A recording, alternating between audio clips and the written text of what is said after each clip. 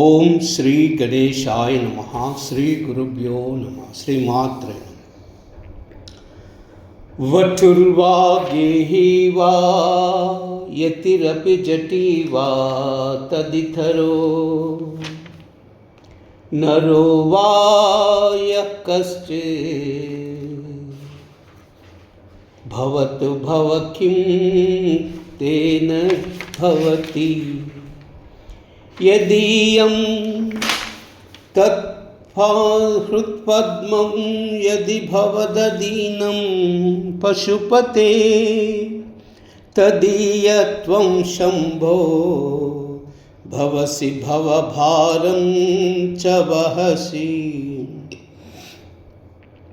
వటుర్వా గేహీ వా యతిరపి జటీ వా తదితరో నరో వా యః కశ్చిత్ భవతు భవ కిం తేన భవతి యదీయం హృత్పద్మం యది భవదదీనం పశుపతే తదీయత్వం శంభో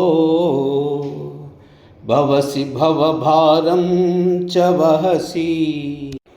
వటుర్వా గేహీ వా యతిరపి జటీ వా తదితరో నరో వా యః కశ్చిత్ భవతు భవ కిం తేన భవతి యదీయం హృత్పద్మం యది భవదదీనం పశుపతే తదీయత్వం శంభో భవసి భవభారం చ వహసి.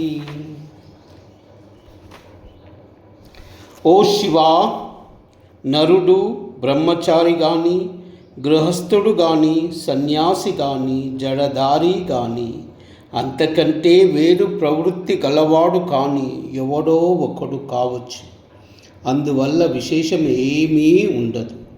ఓ పశుపతి శంభో, ఎవరి హృదయ పద్మము నీ యందు తత్పరము అవుతుందో నీవు వారి వాడవు అవుతావు. అంతేకాదు వారి సంసార భారాన్ని అంతా నీపై వేసుకుంటావు. మానవుడు ఏ ఆశ్రమములో ఉన్నా అతడు శివారాధ చిత్తము కలవాడైతే అతని భారాన్ని అంతా శివుడే భావిస్తాడని భావం. వటుర్వా గేహీ వా యతిరపి జటీ వా తదితరో నరో వా కశ్చిత్ భవతు భవ కిం తేన భవతి యదీయం హృత్పద్మం యది భవదదీనం పశుపతే తదీయత్వం శంభో భవసి భవభారం చ వహసి.